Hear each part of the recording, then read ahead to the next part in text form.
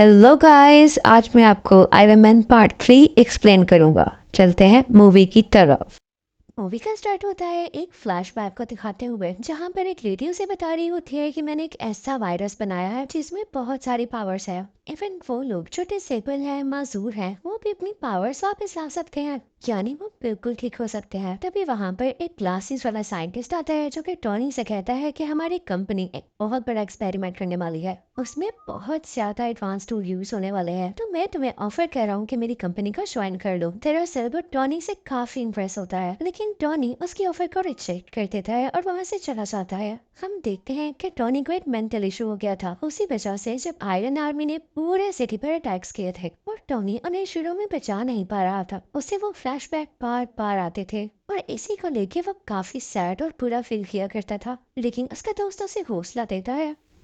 Iron man सोचता है कि अगर उन लोगों ने दोबारा से अटैक कर दिया तो मैं क्या करूंगा। इसके लिए वो आयरन मैन की पूरी टीम बना देता है और वो उस टीम का नाम रखता है आयरन लीजेंड। अब हमें पता चलता है कि पूरे कंट्री में दोबारा से अटैक्स हो रहे हैं और वो कोई और नहीं बल्कि बैटरन नाम का एक आदमी करवा रहा है। टोनी यानी आयरन मैन का एक बॉडी गार्ड भी उसी कंट्री में होता है जो कि उन अटैक्स की वजह से शदीद जख्मी हो चुका था। टोनी उसे बहुत प्यार करता था, इसलिए उसे गुस्सा आ जाता है, तो वो प्रेस कॉन्फ्रेंस करता है कि अगर ये अटैक्स ना रुके गए तो मैं उस मैंडरिन के साथ बहुत बुरी तरह पेश आऊंगा। लेकिन लगता है ये बात उसकी मैंडरिन को बिल्कुल पसंद नहीं आती। वो जनाब टोनी के घर पर ही अटैक करवा देता है, जिससे टोनी यानी आयरन मैन का घर पूरी तरह से तबाह हो जाता है। उस वक्त टोनी के साथ वही लड़की भी थी जिसने वो वायरस बनाया था, जो कि डिसेबल लोगों को ठीक कर सकता था। आयरन मैन अपना ड्रेस पहनता है और उस लड़की को बचाकर वहाँ से ले जाता है, लेकिन आयरन मैन के सूट में एक एरर आ जाता है। जिस जगह उसने लैंड करना था वो वहाँ पर नहीं जाता, बल्कि किसी ऐसी जगह में गिर जाता है जहाँ पर स्नो फॉलिंग हो रही होती है। लेकिन स्टिल होप यानी उम्मीद अभी भी बाकी थी, क्योंकि सूट में पावर जो बाकी थी वो चाहता तो उस जगह पर वापस आ सकता था जहाँ पर उसको जाना था। दूसरी तरफ पूरी दुनिया काफी सैड होती है, क्योंकि उनको ये लग रहा था कि टोनी मारा जा चुका है उस अटैक में जो कि उसके घर पर हुआ, क्योंकि उसके बाद टोनी किसी को दिखाई जो नहीं दिया। आयरन मैन जिस विलेज में गिरा था वहाँ पर उसे एक बच्चा दिखाई देता है, मुझसे कई बातें करने लगता है, क्योंकि वो बच्चा उसको काफी इनोसेंट लगता है। टोनी देखता है कि वो विलेज भी तबाह हो चुका है और सेम उसी तरीके से ये तबाह हुआ है जिस तरीके से टोनी के घर पर अटैक किया गया। तो वो समझ आता है कि जरूर इसके पीछे मैंडरिन का ही हाथ है। अब वो सारे केस पर रिसर्च करने लगता है।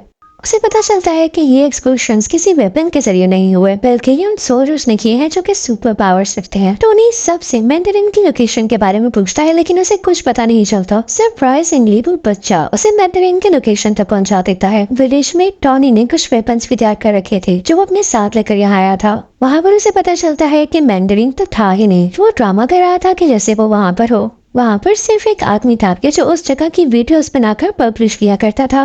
फिर यहाँ हम देखते हैं कि वही एनक वाला साइंटिस्ट टोनी से मिलता है, और दरअसल ना तो उसको एनक लगी थी और ना ही वो उसका गेटअप था, वो भी उसका फेक गेटअप था। वो टोनी को बताता है कि मैंने वही वायरस यूज करके खुद की डिसेबिलिटी को खत्म कर दिया है और अब मैं काफी स्ट्रॉन्ग हो चुका हूँ। वो साइंटिस्ट टोनी को बताता है कि मैंने तुम्हारी दोस्त यानी तुम्हारी सेक्रेटरी को भी किडनैप कर रखा है। वो उसे उसका मिशन दिखाता है कि ये देखो, ये अब मेरे कब्जे में है। वो दरअसल कहीं और पर किडनैप हुई भी होती है और ये सिर्फ उसकी इमेज होती है, एक होलोग्राम। अब वो लड़की जिसने वायरस तैयार किया था वो कई सालों से साइंटिस्ट के लिए काम कर रही थी, लेकिन जब उस साइंटिस्ट को पता चलता है कि ये टोनी से भी मिलने गई थी तो वो उस लड़की को वहीं पर शूट कर देता है। हम देखते हैं कि वो साइंटिस्ट काफी अच्छी टेक्नोलॉजी यूज करता था, जिसकी वजह से उसके लोकेशन कोई भी ट्रैक नहीं कर पाता था। वहाँ पर वॉर मशीन भी होती है जो कि टोनी का फ्रेंड चला रहा होता है, यानी वही आयरन सूट जो वो लेकर पाता था। लेकिन अब उस ड्रेस का नाम चेंज कर दिया गया था और ये उसी साइंटिस्ट ने किया था। दरअसल वो टोनी को ये बताना नहीं चाहता था कि ये वही ड्रेस है। वो उस ड्रेस को यानी वॉर मशीन को अपने पास ले आता है, लेकिन टोनी भी काफी पावरफुल था। वो वहाँ से जान छुड़ाकर भाग चुका था, क्योंकि उसे मैंडरिन की लोकेशन का पता लगाना था। इसी दौरान टोनी को पता चलता है कि वो साइंटिस्ट वो एडवांस ड्रेस चुराकर यूएस के प्रेसिडेंट को मारना चाहता है और इसके लिए उसे कुछ भी करके उसे रोकना होगा। और इसी पर्पस के लिए वो साइंटिस्ट वहाँ पर पहुंच जाता है जहाँ पर वो प्रेसिडेंट होते हैं, जो कि किसी और कंट्री जाने के लिए तैयार हो रहे थे। वो उसे किडनैप कर लेता है और अपनी सीक्रेट लोकेशन पर ले आता है जहाँ पर कोई नहीं पहुंच सकता था। लेकिन टोनी वहाँ पर पहुंच ही जाता है क्योंकि उसकी हेल्प की थी उस छोटे बच्चे ने, और टोनी था भी बहुत टैलेंटेड। टोनी वहाँ पर जाकर सारे बाकी पैसेंजर्स को भी बचा लेता है। लेकिन जब बारी आती है प्रेसिडेंट को बचाने की, तो इतनी ही देर में वो साइंटिस्ट उसे लेकर वहाँ से जा चुका होता है और वो नाकाम रह जाता है प्रेसिडेंट को बचाने में। लेकिन हमें ये सब पता चल जाता है कि साइंटिस्ट की सीक्रेट लोकेशन क्या थी। ये समंदर के पास एक खुफिया जगह थी, और ये प्रेसिडेंट को यहाँ पर पता है क्यों लाया था, क्योंकि ये उनकी डेथ पूरे सोशल मीडिया के सामने लाइव दिखाना चाहता था, जिससे इसको पॉपुलैरिटी मिलती, यानी ये मशहूर हो जाता और लोग इससे डरने लगते। और प्रेसिडेंट को पकड़ना इतना आसान नहीं हुआ था, बल्कि प्रेसिडेंट के नीचे जो बंदा होता है यानी वाइस प्रेसिडेंट, उसने जेलिसी में आकर प्रेसिडेंट की किडनैपिंग में उस साइंटिस्ट की हेल्प की थी। उसने ये लालच में भी किया था क्योंकि उसकी एक डिसेबल बेटी थी जिसको साइंटिस्ट ने वही वायरस देकर ठीक कर दिया था। अब हम देखते हैं कि टोनी और उसका ब्लैक फ्रेंड उसी जगह पर होते हैं जहाँ पर वो साइंटिस्ट होता है, यानी समंदर के पास वाली खुफिया जगह में। टोनी अपने दोस्त को कहता है कि मैं अपनी असिस्टेंट यानी सीईओ को बचाऊंगा और तुम जाकर प्रेसिडेंट को बचाना। फिर हम देखते हैं कि आयरन मैन उस आदमी के सामने पहुंच चुका है, यानी उस साइंटिस्ट के सामने। उन दोनों में काफी फाइट होती है, दोनों ने ड्रेसेस पहन रखे थे, और दूसरी तरफ वो ब्लैक फ्रेंड भी प्रेसिडेंट को बचा देता है और उन्हें भी आयरन ड्रेस पहनाकर सेव कर देता है और कहता है आप यहाँ से चले जाएं अभी के लिए। आयरन मैन भी उस सीईओ को यानी अपनी दोस्त को बचा देता है, लेकिन बचाते बचाते वो नीचे गिर जाती है जहाँ पर बहुत ज्यादा आग लगी होती है। टोनी यानी आयरन मैन डर जाता है कि ये तो जल जाएगी अब, लेकिन एक मजे की बात ये थी कि उस साइंटिस्ट ने इसके अंदर भी वायरस इंजेक्ट कर रखा था, जिसकी वजह से उसे आग से कुछ नहीं होता और वो ठीक हो जाती है। ये तो इनके लिए प्लस पॉइंट हो गया था। अब हम देखते हैं कि टोनी यानी आयरन मैन चाहता है उसी साइंटिस्ट के पास। दोनों में काफी ज्यादा फाइट होने लगती है, लेकिन जब वो देखता है कि इस पर ना तो मेरी आर्मी का कोई असर हो रहा है ना तो मेरे अटैक्स का, तो उसके पास एक आइडिया आता है। वो अपना ड्रेस उतारता है और उसे साइंटिस्ट को पहना देता है।